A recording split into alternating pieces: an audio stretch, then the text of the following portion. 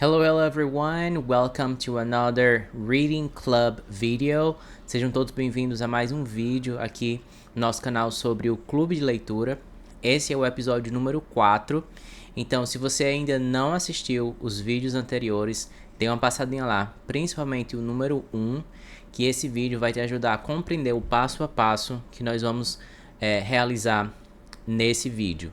Eu não vou explicar cada um dos passos, cada uma das etapas, porque isso está lá no vídeo número 1.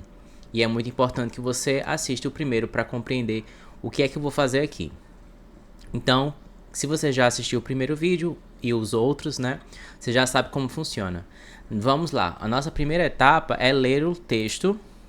Eu vou ler o texto para vocês. E lembrando que não precisa entender tudo agora. A ideia principal dessa primeira etapa é a gente ter uma visão geral do texto, conseguir compreender o máximo que nós pudermos apenas com essa primeira leitura, sem fazer tradução nem nada. Então acompanhe a leitura comigo. The little girl was thirsty. She wanted something to drink. She opened the refrigerator. She looked inside. She saw milk. She saw soda. She saw orange juice. She saw beer. She wondered what beer tasted like. Her daddy drank beer every day. Beer must be good. If Dad likes it, it must taste good. She grabbed a can of beer. She opened the beer. She smelled it. Yuck, she said. How could Daddy drink that stuff? She put the can back into the refrigerator. Daddy could finish it when he got home. She grabbed the milk. She poured some into a glass. She added chocolate syrup to the milk. She stirred the milk. Now she had chocolate milk. She loved chocolate milk. Poor Daddy, she thought. He likes beer more than chocolate milk. Então, esse é o primeiro passo, a nossa primeira etapa do vídeo, fazer a leitura. Agora vamos para a etapa número 2, que é para a gente tentar responder algumas perguntas baseadas nessa primeira leitura. Então, vamos ver quantas respostas você consegue acertar. Lembrando que eu quero que você anote a resposta que você acha que é a correta. E no final do vídeo, na etapa número 6, nós vamos corrigir as perguntas. Question number 1. How was the girl? Como que estava a garotinha? A. She was tired. B. She was hungry. C. She was thirsty. E aí? Lembrando do nossa primeira leitura, qual seria a resposta correta? Pergunta número 2. What did she see in the refrigerator? O que foi que ela viu na geladeira? A. She saw milk. B. She saw chicken. C. She saw a chocolate cake. Anota a resposta da pergunta número 2 e vamos para a próxima pergunta agora. Pergunta número 3. What did she drink? O que foi que ela bebeu? She drank milk. She drank beer. Ou she drank tea? Anota a resposta. Pergunta número 4. Does her father like drinking beer? O pai dela gosta de beber cerveja? A. No, he doesn't. B. Yes, he does. E aí, anota a resposta que daqui a pouco a gente vai ver o gabarito. Agora vamos para a nossa etapa número 3.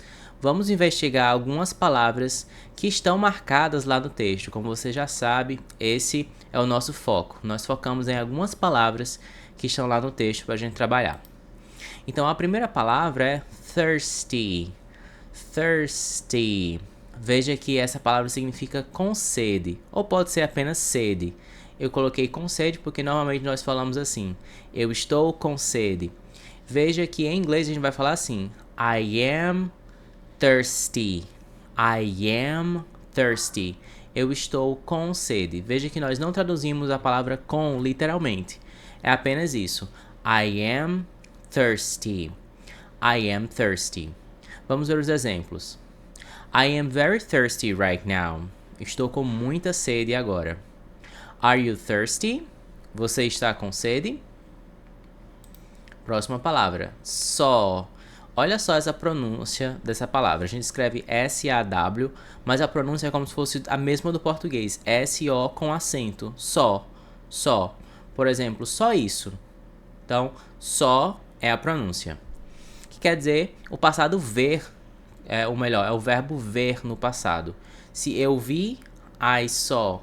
Você viu, you saw. Nós vimos, we saw. Então, esse é o verbo no passado. Exemplo. I saw something in the kitchen. Eu vi algo na cozinha. I saw you yesterday.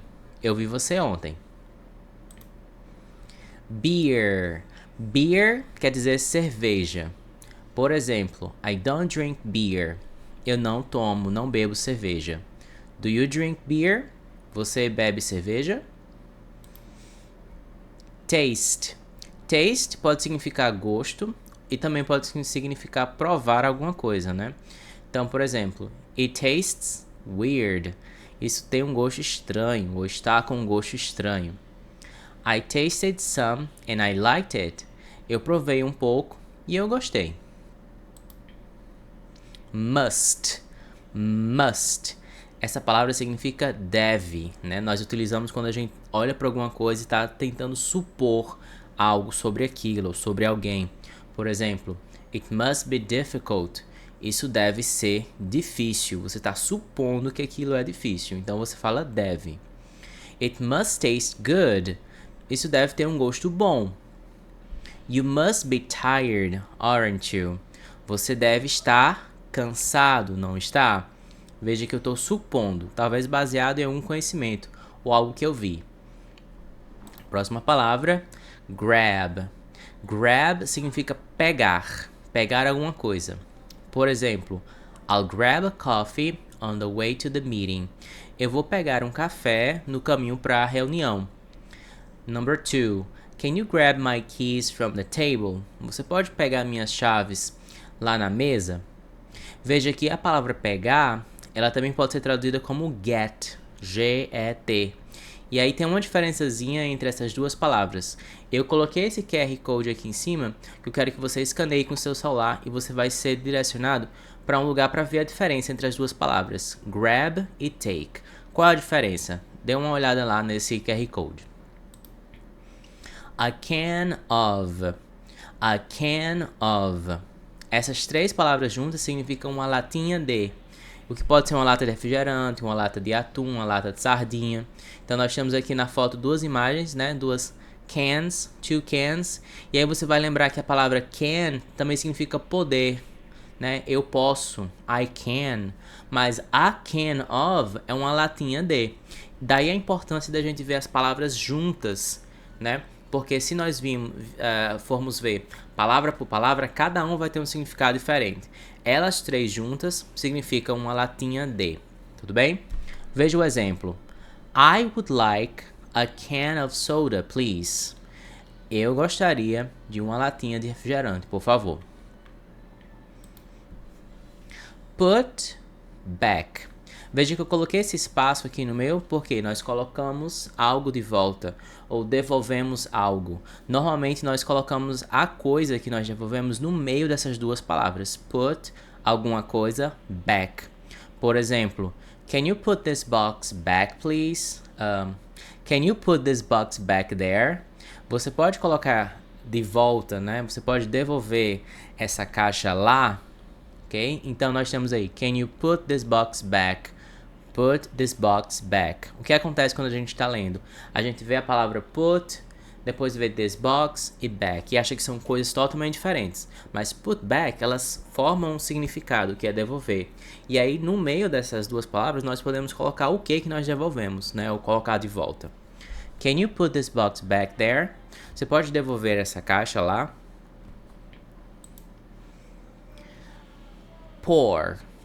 Pour. Veja que essa palavra significa despejar ou colocar um líquido. Então, se você tá com um café aqui na mão e tá com um pouquinho de leite e quer despejar um pouco de leite nesse seu café, você vai usar essa palavra, pour, pour. Veja que a palavra pour, ela parece um pouco com a palavra pour, mas elas são diferentes na pronúncia e na escrita. Pour é na mesma pronúncia que a palavra more. Olha só, more, que quer dizer mais. More, more. Vamos isolar o som dessa palavra. More, pour, more, pour, pour, pour. E essa palavra aqui, ela vem do mesmo som de tour. Tour, né? Fazer um tour, tour, pour. Então vamos ver as duas palavras. Pour, pour, pour, pour. Tudo bem? Vamos ver os exemplos. She likes to pour milk on her cereal in the morning. Ela gosta de colocar leite no cereal dela de manhã. I'll pour some juice into your glass for you. Eu vou colocar um pouco de suco no seu copo para você. Vamos para a próxima palavra, add. Add significa adicionar. Por exemplo, I would like to add some sugar to my coffee. Eu gostaria de adicionar um pouco de açúcar no meu café. Can I add a pinch of salt? Eu posso adicionar uma pitada de sal? Olha a palavra pitada, pinch. Can I add a pinch of salt? Eu posso adicionar um pouco de sal, uma pitada de sal. Muito bem. Agora nós temos a palavra stir. Stir é esse movimento que nós fazemos aqui, ó, mexer, tá? Mexer alguma coisa, normalmente líquido, né, quando tá no fogo, ou misturar. Stir the soup gently to mix the ingredients. Mexa a sopa gentilmente para misturar os ingredientes. The recipe says to stir the sauce continuously while it simmers. A receita fala que é para mexer o molho continuamente até ele começar a ferver em fogo baixo. E aí veja que está marcada essa palavra simmer, porque ferver tem duas palavras. A gente pode falar boil e simmer. Qual é a diferença de boil e simmer? Eu coloquei mais um QR Code aqui em cima, que eu quero que você dê uma olhada lá para mais conteúdo, né? Você vai ver a diferença entre boil e simmer. As duas significam ferver, mas tem uma diferença, eu quero que você dê uma olhada lá. Então vamos aqui. Olha só. Poor, poor, poor. Não é poor, é poor, que significa pobre, né? A palavra poor, ela é pobre no sentido de alguém que não tem dinheiro, certo? E também pode ser naquele sentido, coitadinho, pobrezinho. Quando alguém tá talvez sofrendo, passando por alguma dificuldade, ou você sente pena da pessoa, você vai dizer, poor guy, coitado do rapaz, né? Vamos ver os exemplos. He missed the bus and had to walk in the rain. Poor guy. Ele perdeu o ônibus e teve que caminhar na chuva. Coitado do rapaz. Poor guy. Veja que é como fosse uma interjeição. Poor guy. Coitado do rapaz. Pobrezinho. Coitadinho. The kitten was stuck in the tree. Oh, poor thing. O gatinho. Kitten é o bebê, é o gato quando ele é novinho. The kitten was stuck in the tree. O gato ficou preso na árvore. Coitadinho. Veja que agora nós temos poor thing. Se você traduzir ao pé da letra, fica pobre coisa. Mas é uma maneira de dizer, coitadinho, pobrezinho. Poor thing. Muito bem. Chegamos na nossa etapa número 4. Como é que funciona a nossa etapa número 4? Eu não vou ler a tradução. O que é que você vai fazer? Você vai pausar esse vídeo e vai ver a tradução. Agora você vai conseguir entender toda a história, todas as palavras que estão aí. Então lembre, você vai pausar à medida que eu for passando as imagens para ver a tradução. Vamos lá? Essa é a primeira imagem. Segunda imagem. Terceira imagem.